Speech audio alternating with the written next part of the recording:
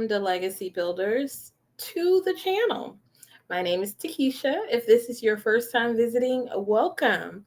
If not, hey, welcome back. Here on the Legacy Builder, we focus on home ownership, building multiple streams of income, contracting, and repair. And today, we're talking about the multiple stream of income portion. Kind of. How many of you out there only have one job? Previously, that was normal. Who would have two jobs or three jobs or more? Who would have side hustles? Who would need side hustles to fulfill the American dream? Is that a thing of the past? You know, the typical 9 to 5? Well, we're going to explore that today. So I have a video to watch with you that's called The Overdue Collapse of the 9 to 5 Job. I haven't watched it yet, but it's by a person that goes by the tag name How Money. I think it's like How Money Works. Okay. And this video is only 11 minutes and 22 seconds, but it's endorsed by Yahoo Finance and some of their advisors. So let's see what they think. The 9 to 5, is it still relevant?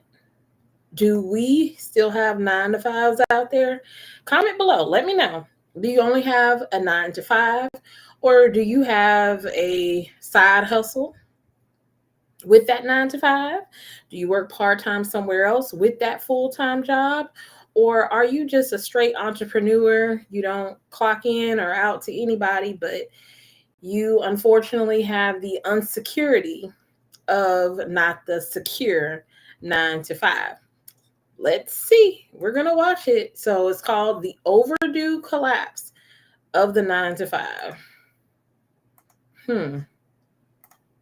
Doing mass layoffs while complaining about not being able to find enough employees. Some workers are min-maxing the system by working multiple full-time jobs at the same time, while others need to work hours of unpaid overtime at just one job. This is not to mention that the gig economy is consuming entire sections of the workforce.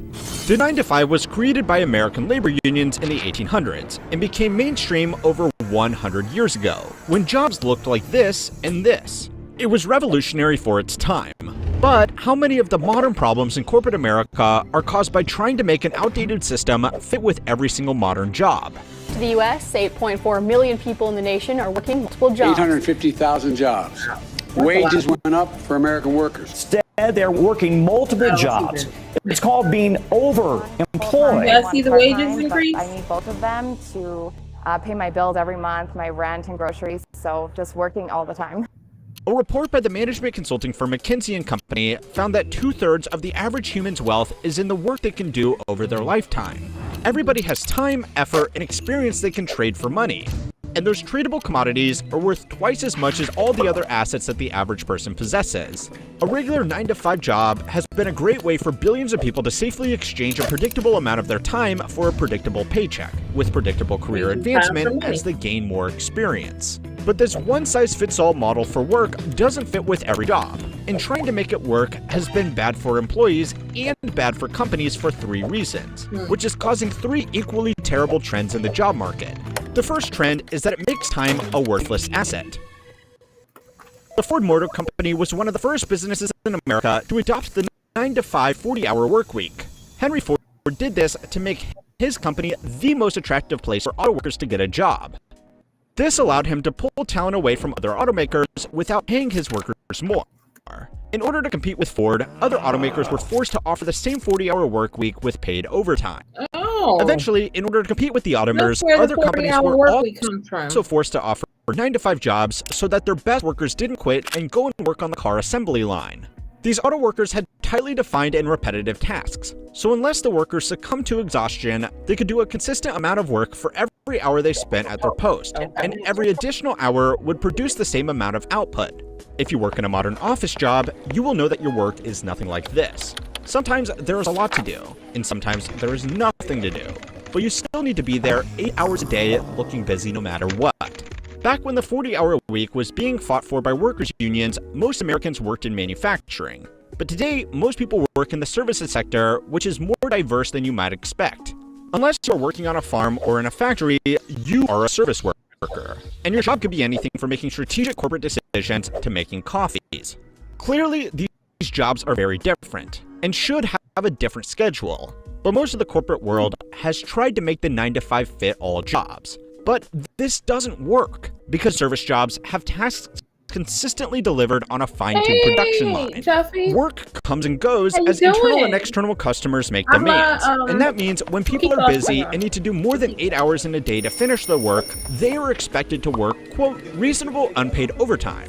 According to an ADP Research Institute study of office professionals, unpaid overtime jumped to an average of 9.2 hours per week in 2021, more than a full extra day to keep up with employer demands. But when there is little to no work to do because a project has just been completed or sales are seasonally slow, workers are still expected to put in the 40 hours a week because that's what the business is paying them for. If you're in this kind of job, your best option is to try and find something that makes you look busy. But if you don't have something to work on, you are probably going to be given meaningless tasks just to fill the mandatory 8-hour day. If this was just another story about companies screwing over their workers with outdated business practices, it wouldn't need a video. But the 40-hour work week isn't even good for companies. So it's time to learn how money works to find out why we might be in the midst of the overdue collapse of the 9-to-5. According to data from the U.S. Census Bureau, McKinsey & Company, and compiled by Statista, growth in gig work and freelance jobs have outgrown typical permanent jobs by 500% over the last decade. Wow. Gig work apps have become very popular with unskilled workers due to their low barrier to entry and flexible working arrangements. Someone with a phone and a bike can start working for a food delivery service like Uber Eats, Postmates, DoorDash, Grubhub, or all of them all at the same time in less than an hour by filling out an online form. This has been a highly appealing alternative to minimum wage jobs that still rely on the antiquated process of handing in a resume, spending weeks doing job interviews, only to still get ghosted by a fast food joint offering $7.25 an hour for an unpredictable schedule. Gig work jobs usually also pay terribly, but people get to work as much as they want, when they want, and they can work around another full-time job for extra money. Even with all of the problems of gig work, you can see why it has become so popular. The popularity of freelancing and private contracting has also exploded. This is more popular among skilled workers who can sell their services to businesses just like an employee, but with no ongoing agreement. They are only paid when there is work to be done. Private contracts are usually an agreed-upon price for an agreed-upon outcome, like $10,000 to build a company website, but they can also be billed hourly for roles like security, administrative assistants, or on-demand workers. According to a report by the management consulting firm Oliver Wyman, healthcare workers have been one of the fastest-growing groups of workers ditching typical permanent roles in favor of working as private contractors. On-call nurses, doctors, and hospital support staff already work unpredictable hours, so they don't sacrifice much by working as contractors instead of a direct employee. According to the report, some nurses have elected to work in the temporary staffing market so they can take on fewer hours as mental health has become a top priority for workers in the industry. Private contractors in all industries are usually paid more for their time than permanent employees because the business only pays for the hours of services they actually need, which means most of the time their total out-of-pocket will be lower. With mass layoffs dominating the news cycle, people are also finding out the hard way that if they work in an at-will employment state, their 9-to-5 doesn't give them much security anyway. So, workers at all skill levels are seeing they can make more, and businesses are realizing they can cut down on expenses by doing away with the rigid 9-to-5 workday, which is the second reason it's slowly becoming a relic of corporate history.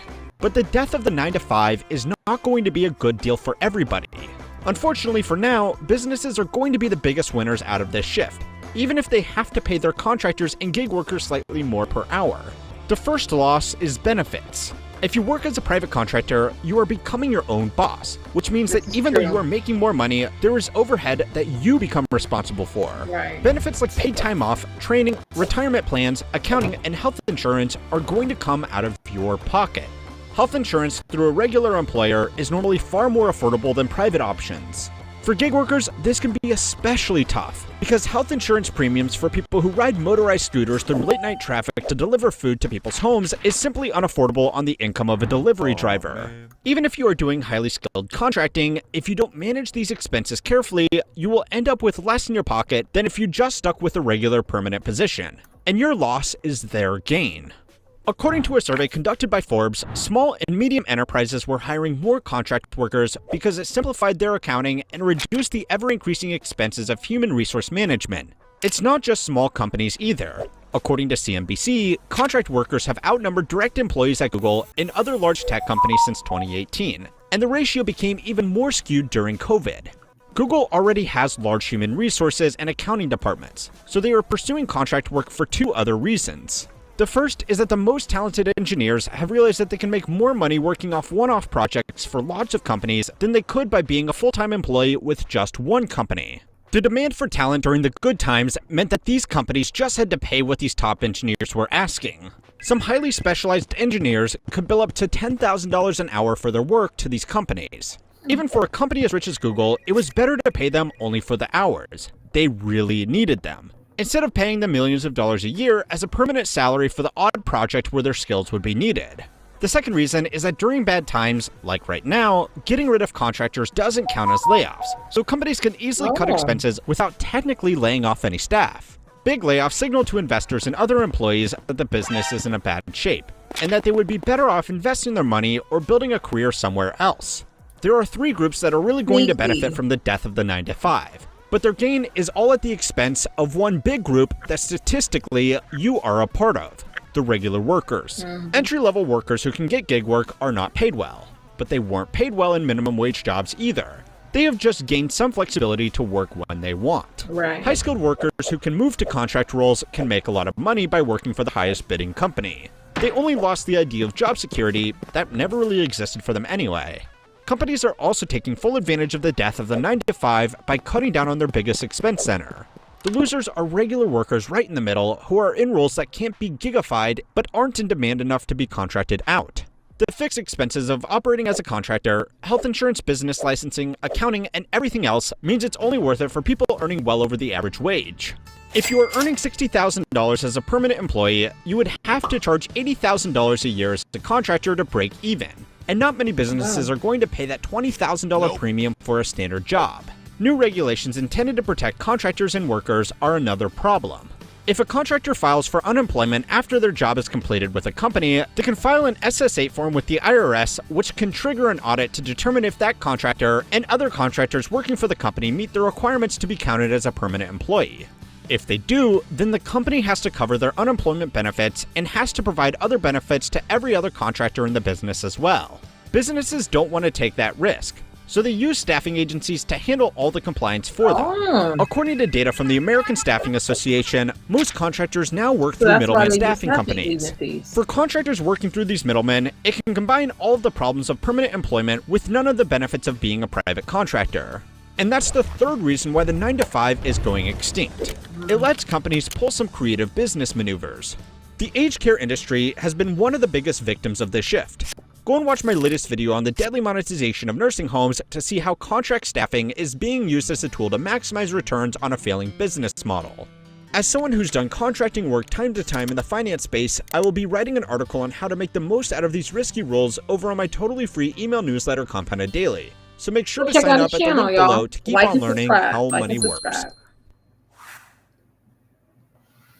So very interesting, I would say. I mean, we had an option to hear some of the behind the scenes of why these companies even, sorry, y'all, let me stop that one.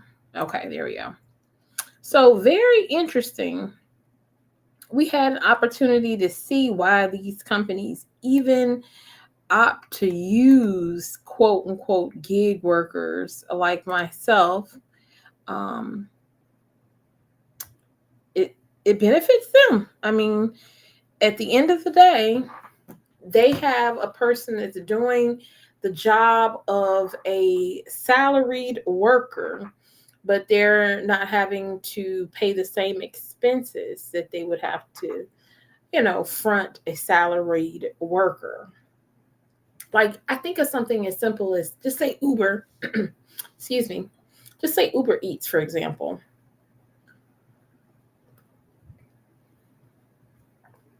So Uber Eats contracts us to pick up through different restaurants. Restaurants that previously had staff that was designated as pizza delivery drivers, for example, Pizza Hut, Domino's, Papa John's, Marco Pizza, whatever's in your area. Uber Eats can contract to pick up that pizza, even though there are still drivers for some of these companies that do run their, deliveries. Drivers for the company. So not an Uber Eats or DoorDash or any other gig worker, but someone's that actually employed with Pizza Hut, for example, a Pizza Hut delivery driver. However, that Pizza Hut delivery driver may be a worker that is a wage worker that they have to pay unemployment or workers' comp or part of their medical expenses. Um, they have to pay to keep that worker on with the proper requirements of OSHA and so many of the other regulations that would be required. Maybe they even have to compensate the worker for gas. I don't know. However, if you have a contracted employee as myself through Uber Eats, then gas is something that I have to fund. Car repair is something that I have to fund. Car insurance, something that I have to fund. Car registration, something I have to refund or fund rather. Healthcare, something that I fund. Retirement, something that I fund. So, that would be the reason why a Pizza Hut, for example, would prefer to just let Uber Eats have their contracted labor come pick up this order. Maybe pay us a little bit more than they would pay their driver, but it's like one and done, You don't have to have that person coming back and saying that you still owe me money for my health care. You still owe me money for my car repair, etc. So I understand now clearly how it benefits businesses and why they're willing to let us have a more flexible schedule as a contractor for a company. Now, how it works to benefit us, well, that's what we have to determine. So it gives us flexibility. It allows us to work more than one place. So if something is profitable, then we continue to work it. If it's not profitable, because remember, you're exchanging time for money in these type of positions. Gig work, you're still having to literally work. The benefit is that you're deciding when you will and when you will not work. So you clock yourself in and out, so to speak. You don't hit the clock 9 to 5 where you have to be there. It's optional. So though it's optional, though you have some really great benefits, is that truly enough to fund your lifestyle? Well, the whole design is so that the businesses pay less. So obviously that's not going to be enough if you're wanting just one. Is it common now for us to have so many more jobs? Is this kind of like how it's supposed to be? Because see, on this channel, we talk about multiple streams of income, but we talk about it to benefit us so that we have more disposable income. But it's interesting to think, does big time corporation and businesses really want us just to work more but still have less? I don't know. Interesting concept. What do you guys think? Well, like I said, these are intriguing videos. It looks like this one may have been sponsored by PBS and Yahoo Finance as well. Please feel free to like and subscribe their videos and their channel. Very intriguing. And it does cause us to wonder and to ponder. With more flexibility, will we still be working all the time? because that's not a benefit to us. Exchanging time for money is okay for a time, but no one wants to be in a rat race, whether that's 9 to 5 or whether that's whenever we want to. But in order to survive, if it's all the time that we have to, then is that really a benefit? All right, y'all. All questions to think and to ponder. If this is your first time visiting our channel, thank you so much. Come back again. Like I said before, we talk about home ownership, building multiple streams of income, contracting, and repair. Take care.